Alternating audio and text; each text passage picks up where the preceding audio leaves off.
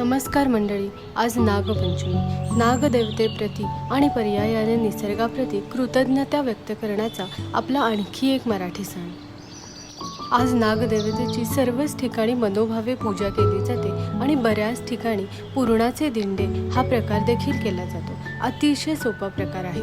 नेहमीप्रमाणेच पुरण तयार करून घ्यायचे आणि कणिक देखील मळून घ्यायची आणि छान पोळी लाटून त्यामध्ये भरपूर पुरण घालायचे आणि सगळ्या बाजू बंद करून असे व्हिडिओत दाखवल्याप्रमाणे पुरणाचे दिंडे करून घ्यायचे.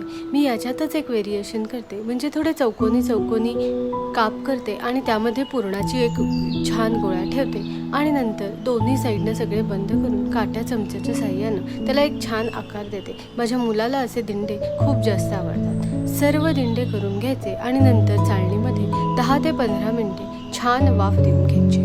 भरपूर तूप घालायचे आणि खायचे.